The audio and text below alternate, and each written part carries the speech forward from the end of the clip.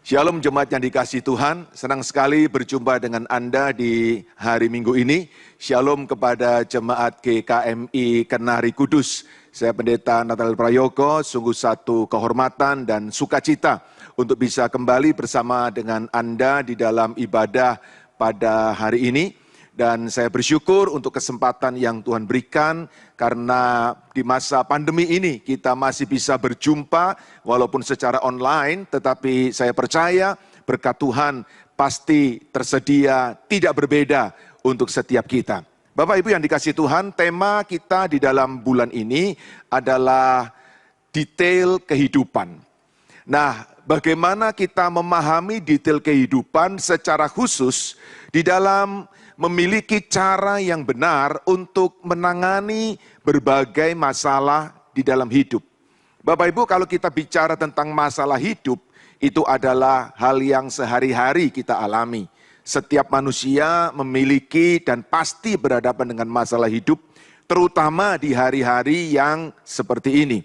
Nah, masalahnya bukan bagaimana atau apa masalah hidupnya, karena itu sesuatu yang akan terjadi. Yang lebih penting adalah bagaimana kita menangani, menghadapi masalah hidup itu.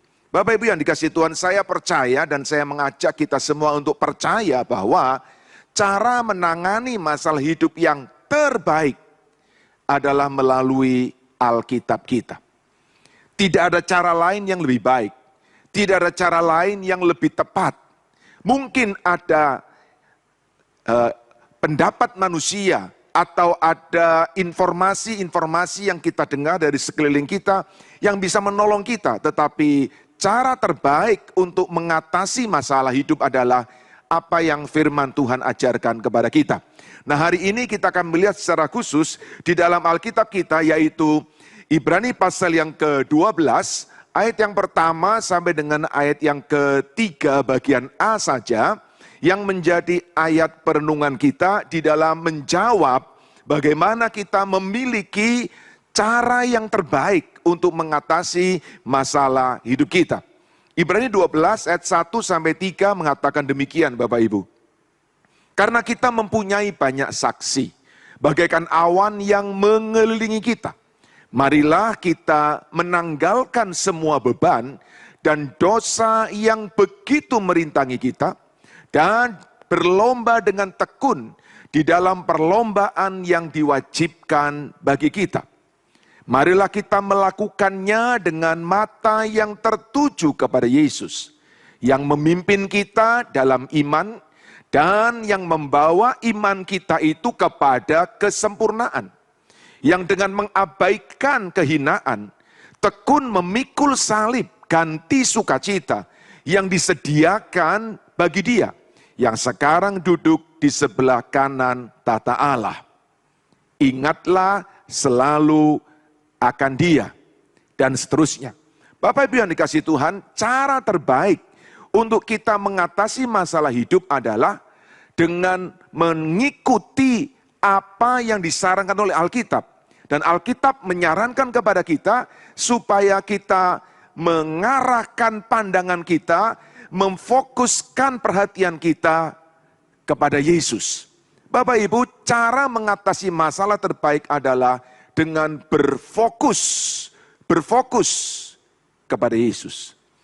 Kita akan menjadi lebih bingung, lebih panik, kita akan menjadi lebih cemas dan khawatir kalau kita mendengar begitu banyak informasi. Semua orang mencoba memberikan nasihat-nasihat yang terbaik. Tetapi Alkitablah jawaban yang terbaik buat kita, yaitu berfokus kepada Yesus. Fokus adalah sesuatu yang penting. Karena ketika kita berfokus, maka seluruh eksistensi kita, keberadaan kita, pikiran kita, konsentrasi kita akan tertuju kepada titik fokus kita. Dan kalau titik fokus kita benar, maka kita akan mendapatkan manfaat yang sebesar-besarnya melalui apa yang kita fokuskan. Bapak Ibu, ada sebuah cerita menarik yang pernah terjadi di bumi kita ini, di dalam sebuah perlombaan olimpiade. Saya sampaikan cerita ini kepada kita semua, yaitu seorang pelari dari Tanzania. yang bernama John Stephen Akhwari. John Stephen Akhwari adalah pelari yang mewakili Tanzania di dalam lomba Olimpiade 1968 di Meksiko. Bapak Ibu, dalam pertandingan lari maraton itu, seluruh pelari bukan hanya berlari di dalam stadion, tapi mereka juga berlari keluar dari stadion dan mereka harus melewati pacuan kuda. Nah, Anda tahu bahwa di pacuan kuda, tanah di mana berlari tidak sebaik di dalam stadion. Jadi ada banyak lubang, ada banyak batu dan sebagainya. Dan John Stephen Akhwari ketika dia berlari di area pacuan kuda itu, dia terjatuh.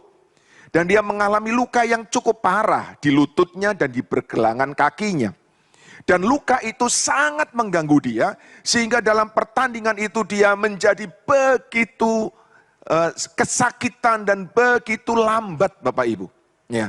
Dan di dalam cerita itu disampaikan bahwa pada sekitar jam 7 malam, pelari pertama dari Ethiopia memasuki garis finish dan menjadi pemenang, mendapatkan medali emas. Dan kemudian diikuti dengan pelari-pelari yang lainnya. Sehingga pada akhirnya semua pelari sudah masuk garis finish dan penonton di area stadion itu sudah sedikit demi sedikit berangsur meninggalkan stadion dan stadion itu mulai menjadi lebih sepi. Tetapi menjelang dimatikannya lampu-lampu stadion itu, Bapak Ibu, tiba-tiba terdengar sirine mobil polisi yang masuk ke dalam stadion itu dan kemudian rupanya mobil ini mengawal seorang pelari yang disebut John Stephen Akhwari. Dia berlari dengan kecepatan yang sangat lambat karena kakinya yang luka dan lututnya yang berdarah dengan parah sekali, dengan sangat tertatih-tatih. Kemudian dia masuk di dalam area stadion itu, para penonton sontak berdiri dan memberikan support dengan tepuk tangannya, dan kemudian akhirnya John Stephen Akhwari bisa mencapai garis finish. Seluruh penonton yang tersisa bertepuk tangan memberikan penghormatan, penghargaan kepada John Stephen Akhwari. Bapak Ibu, setelah selesai acara, seorang reporter mewawancarai dan berkata, "John, kamu terluka parah, kakimu berdarah, lututmu berdarah, pergelangan kakimu terkilir. Mengapa engkau terus menjalankan pertandingan ini sampai selesai? Bukankah engkau dalam kesakitan yang luar biasa?" Saudara-saudara, John Stephen Akhwari menjawab dengan jawaban yang luar biasa. Jawaban yang membangkitkan inspirasi dari sejak saat itu sampai hari ini. Ketika dia berkata, negara saya tidak mengirim saya 5.000 mil jauhnya hanya untuk memulai perlombaan. Mereka mengirim saya untuk menyelesaikan perlombaan. Bapak Ibu, jawaban itu yang hanya 2 kalimat ternyata menginspirasi begitu banyak orang. Hari ini kita tidak terlalu mengenal siapa pemenang lomba maraton pada saat itu yang mendapatkan medali emas. Tapi hari ini kita bisa merenungkan kata-kata dari John Stephen Akhwari. Bahwa dia bukan hanya diutus untuk memulai, dia ditugaskan untuk menyelesaikan. Nah, demikian juga hidup kita di dalam Tuhan. Tuhan mau kita menyelesaikan perlombaan. Walaupun dalam perlombaan ini ada berbagai masalah, ada berbagai macam tantangan, ada berbagai macam tekanan. Bagaimana cara menyelesaikannya? Itu yang akan kita bahas pada hari ini, Bapak Ibu. Beberapa hal yang saya mau sampaikan kepada kita. Yang pertama adalah bahwa ada perlombaan, dan khususnya perlombaan iman yang diwajibkan bagi kita.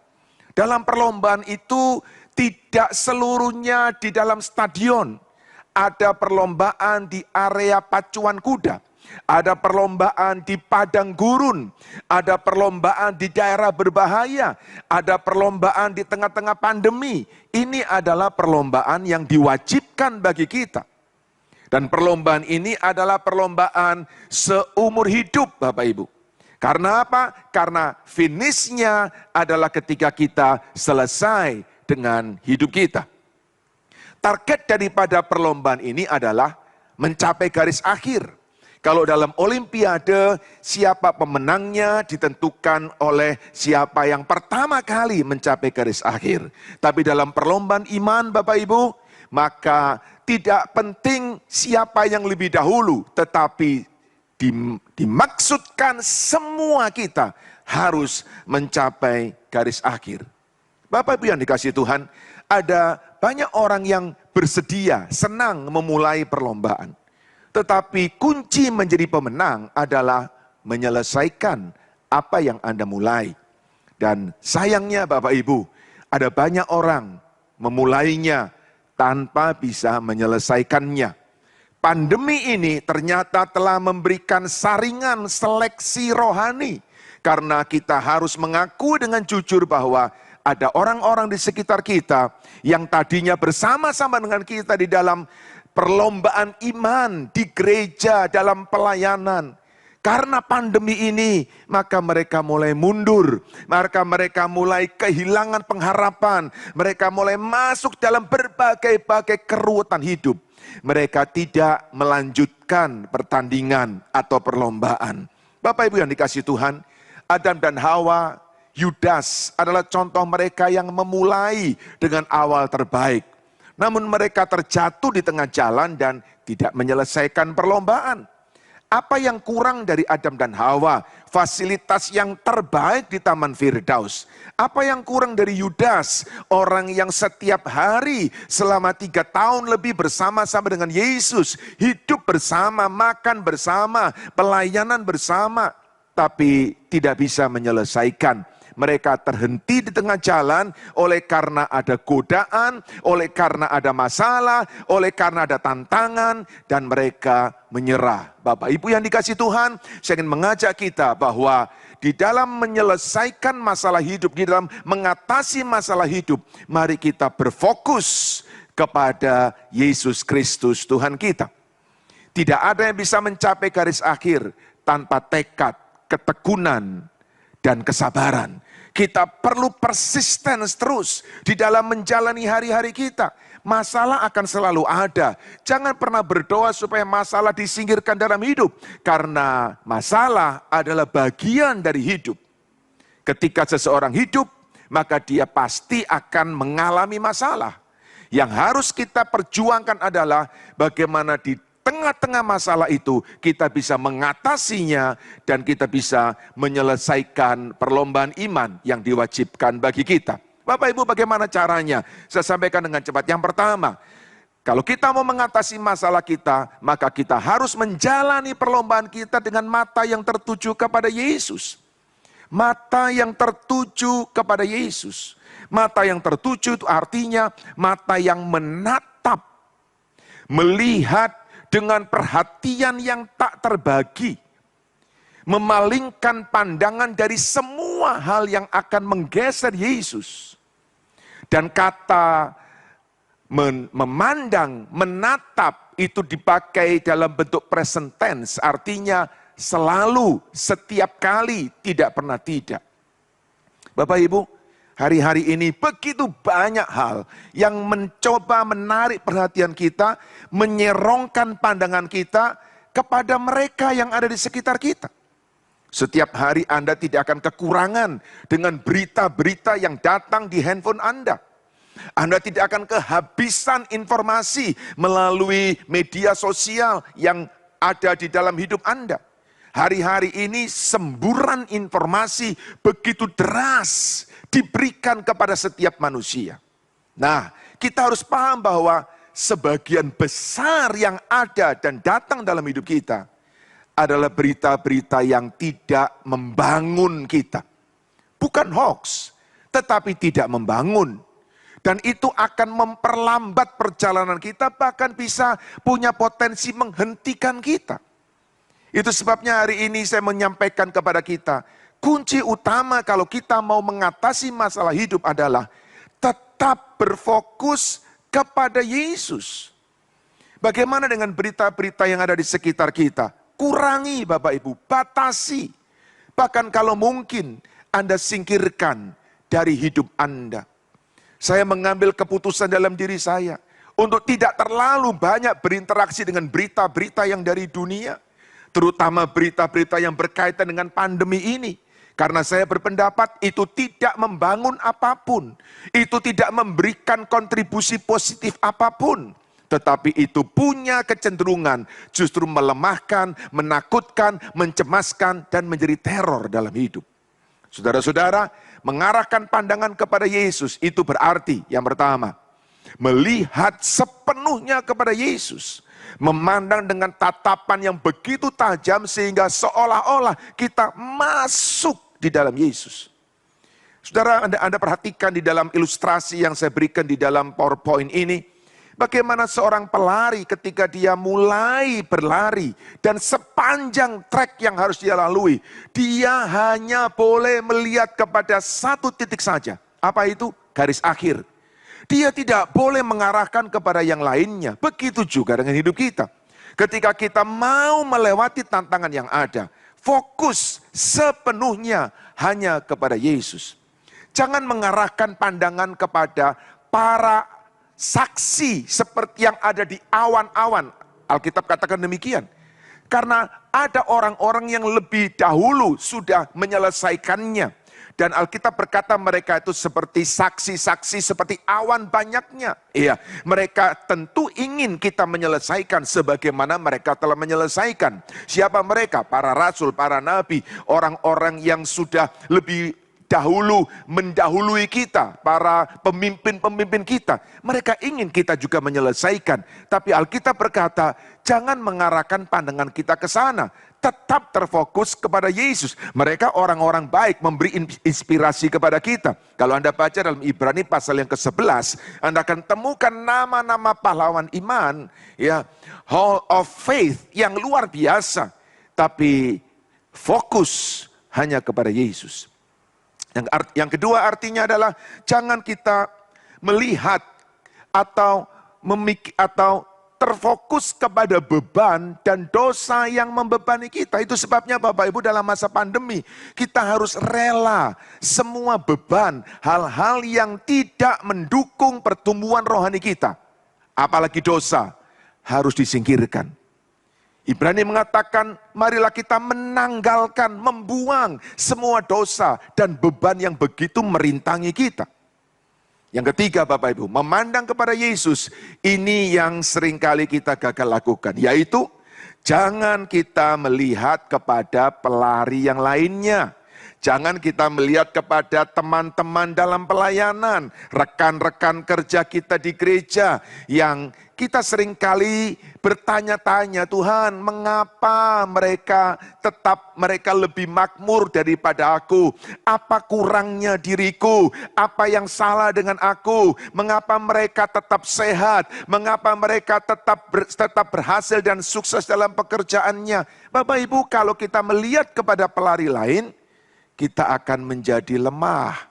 Karena melihat kepada pelari lain, melihat kepada orang lain, selalu membawa dua kemungkinan akibat. Kemungkinan pertama adalah kita menjadi sombong. Karena apa? Karena kita melihat orang lain lebih rendah daripada kita. Tapi yang lebih sering adalah kita menjadi iri dan kecewa karena melihat orang lain lebih berhasil daripada kita. Itu sebabnya jangan terfokus kepada orang lain. Fokus kepada Yesus. Mari kita semua saling menyemangati satu dengan yang lain. Sehingga kita semuanya bisa mencapai garis akhir. Bapak Ibu, mata yang tertuju kepada Yesus. Nah, memandang atau di dalam bahasa Yunaninya dipakai kata aphorao, itu artinya menggambarkan seorang pelari yang hampir tidak menyadari adanya ribuan orang yang melihatnya. Kita harus melatih fokus kita ya di dalam memberikan perhatian yang terkonsentrasi kepada satu hal saja dan mengesampingkan semua hal yang lainnya. Ketika pelari melihat kepada arah lainnya, melihat kepada lawan, terpesona oleh tepuk tangan penonton, kecepatan mereka akan berkurang. Dan inilah yang sering terjadi. Karena begitu banyak fokus dalam hidup, maka kita menjadi lambat di dalam perjalanan kita. Bapak Ibu yang dikasihi Tuhan, satu hal yang sangat penting adalah kalau kita ingin berfokus kepada Yesus adalah berpalinglah dari diri sendiri. Diri sendiri atau self merupakan objek yang paling umum, yang berbahaya, yang muncul antara saya dan Yesus. Dan saudara, ketika Yesus terlempar dari hati manusia, maka self akan dengan cepat melompat masuk ke tahta yang kosong itu. Dan sejak itu, self, diri sendiri akan mempertahankan kedudukannya, supremasinya. Inilah yang disebut dengan ego, diri sendiri. Apa itu self? Self menggambarkan tentang kebenaran diri, perbuatan baik, persembahan, ketaatan beragama, ya, pelayanan kita, atau doa, puasa kita. Bapak Ibu yang dikasihi Tuhan, itu adalah self, tidak buruk, tetapi itu menjadi persembahan atau menjadi uang muka kita, ya. Kita memberikan jasa kita kepada Tuhan, dan itu seperti menjadi kebanggaan pribadi kita. Bapak Ibu yang dikasihi Tuhan, kita harus sadar bahwa kalau kita bisa berbuat sesuatu untuk Tuhan, itu karena anugerah Tuhan saja. Itu bukan karena hebat kita, bukan karena kuat dan gagah kita, itu karena Tuhan yang menganugerahkan kepada kita. Itu sebabnya jangan menjadikan self ini menjadi pusat perhatian kita. Sehingga pada akhirnya kita menjadi kecewa. Karena kita merasa yang kita lakukan sudah begitu banyak, dan yang Tuhan lakukan kepada kita tidak sepadan dengan yang kita lakukan kepada Tuhan. Bapak Ibu yang dikasihi Tuhan, kalau kita berfokus kepada Yesus, maka perjalanan kita akan menjadi lebih kencang, akan menjadi lebih cepat. Karena Yesus yang akan menginspirasi kita melewati setiap tantangan di dalam hidup kita. Bapak Ibu, bagaimana kita melewati perlombaan iman dengan mata yang tertuju kepada Yesus? Yang pertama, penuhi pikiran kita dengan pikiran tentang pribadi Yesus. Siapa Yesus bagi Anda? Siapa Yesus bagi saya? Bapak Ibu, Yesus adalah, menurut surat Ibrani, dia adalah yang awal dan yang menyempurnakan iman kita. The source and the goal of our faith. Dia adalah the founder and the perfecter of our faith. Kita mulai iman kita karena Yesus, dan Yesus yang akan terus membawa iman kita dan menyempurnakan kita. Siapa dia menurut Anda dan menurut saya? Karena itu yang akan membuat kita menjadi terpacu di dalam menjalani perlombaan iman. Bapak Ibu yang dikasihi Tuhan, memandang Yesus berarti memandang Dia yang memberi kita hidup, memberi terang, memberi bimbingan, memberi dorongan dan sukacita. Jangan pernah berhenti memandang Dia yang selalu memandang kita. Tahukah kita bahwa di garis akhir Yesus terus menarik kita dengan kasih-Nya supaya kita bisa menyelesaikan. Dia adalah Allah yang baik, Dia adalah Bapa yang penuh kasih. Dia selalu memperhatikan kita dan ingin kita selesai dengan pertandingan itu. Dia telah melewati jalur pertandingan iman. Dia tahu bagaimana jalur itu harus dilewati. Dia juga akan memimpin iman kita dan menunjukkan bahwa Dia berada satu atau dua langkah di depan kita untuk terus membawa kita. Ayo maju, ayo terus selesaikan. Terus memandang kepada Dia. Supaya kita bisa memiliki teladan, inspirasi, semangat, dan pertandingan itu bisa kita selesaikan. Yang pertama adalah penuhi pikiran kita dengan pribadinya. Yang kedua Bapak Ibu, penuhi pikiran kita dengan sengsaranya. Bapak Ibu, ketika kita menghadapi tekanan karena pandemi ini, banyak orang sedang mengalami ketakutan, mengalami masalah, mengalami kerugian, mengalami stagnasi. Tetapi kembali kalau kita ingat bahwa Yesus pun pernah melewatinya, maka kita akan mengalami kekuatan. Alkitab berkata bahwa Dia dengan tekun mengabaikan kehinaan itu dan memikul salib ganti sukacita yang disediakan bagi Dia. Terjemahan lain berkata bahwa Yesus tahan menderita di kayu salib. Ia tidak peduli bahwa mati di kayu salib itu adalah suatu hal yang memalukan. Ia hanya ingin supaya kegembiraan yang akan dirasakan itu dia dapatkan kemudian. Bapak Ibu, mari kita terus melewati hari-hari yang penuh sengsara ini dengan sebuah pikiran bahwa nanti di ujung sana ada mahkota, ada sorga, ada kebahagiaan kekal yang Tuhan sediakan bagi kita. Kalau kita melihat sekitar kita, tidak ada yang bisa kita harapkan. Tapi kalau kita melihat ke arah depan, kita tahu Yesus menyediakan tempat yang lebih baik dan terbaik buat kita. Dia menyediakan upah kekal di sorga. Dia menyediakan mahkota bagi kita. Jalan kesengsaraan yang sedang kita lewati hari ini tidak sebanding dengan apa yang telah Dia sediakan bagi kita. Bapak Ibu, tidak ada pelari dalam perlombaan yang pernah memiliki pengalaman yang mengerikan seperti Yesus. Artinya apa? Dia sudah mengalami kesengsaraan yang paling hebat. Dan kalau dia berhasil, dan dia bisa mengalahkannya, mari kita percaya dengan kekuatan dari dia, kita juga akan bisa melewati masalah kita. Saudara, penuhi pikiran kita dengan kesengsaraan Yesus, karena Imam besar agung kita adalah imam besar yang pernah turut merasakan kelemahan kita.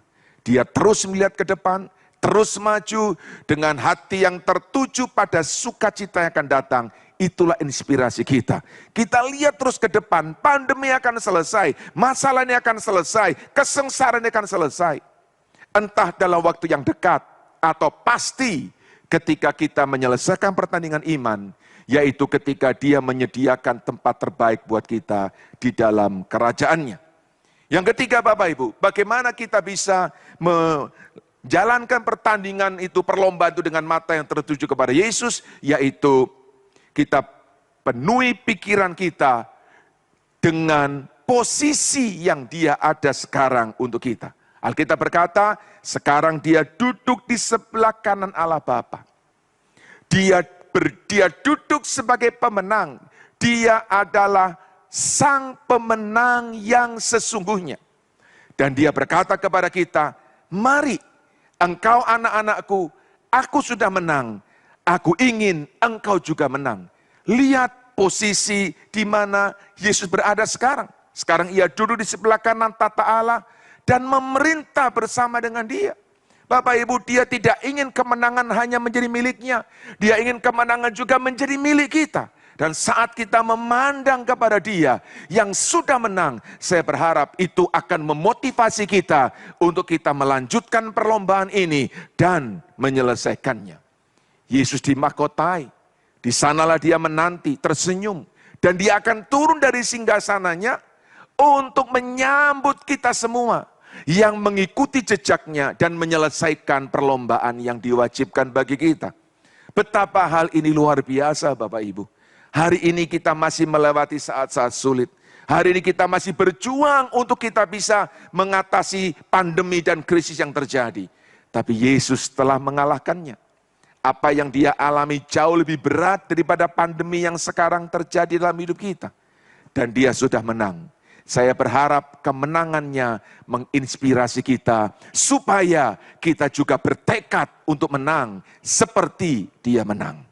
Bapak Ibu yang dikasihi Tuhan, melewati hidup kita, menjalani perlombaan kita dengan mata yang tertuju kepada Yesus akan memberi kepada kita kekuatan dan cara terbaik untuk mengatasi masalah-masalah hidup kita. Saya ingin tutup renungan hari ini dengan membaca sebuah ayat Bapak Ibu yang terambil dari Yesaya pasal yang ke-31 ayat yang pertama. Yesaya 31 ayat yang pertama Alkitab berkata, celakalah orang-orang yang pergi ke Mesir dan minta pertolongan, yang mengandalkan kuda-kuda, yang percaya kepada keretanya yang begitu banyak, dan pasukan berkuda yang begitu besar jumlahnya, tetapi tidak memandang kepada yang Maha Kudus, Allah Israel, dan tidak mencari Tuhan. Bapak Ibu, peringatan yang keras buat kita semuanya. Untuk orang-orang di luar sana sangat wajar, karena mereka memang tidak mengenal Tuhan. Tetapi bagi anak-anaknya, orang percaya, umat tebusannya, berapa banyak orang percaya masih mencari pertolongan ke Mesir. Masih mencari pertolongan dari sisi yang lain, dari sumber yang lainnya. Masih mengandalkan kuda, masih percaya kepada kereta. Bapak Ibu yang dikasihi Tuhan, semua itu kelihatannya bisa menolong. Tetapi pertolongan sejati hanya dari Yesus.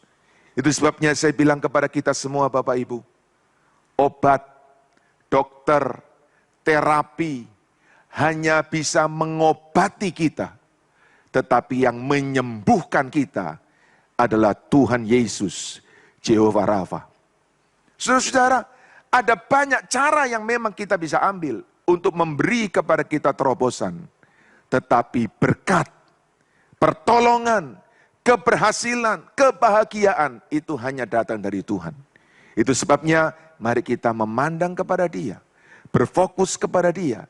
Saya percaya itu cara terbaik untuk kita mengatasi masalah hidup kita yang kita tidak tahu sampai kapan, tapi pasti cara ini cara yang paling tepat untuk kita bisa menerobos setiap tantangan hidup.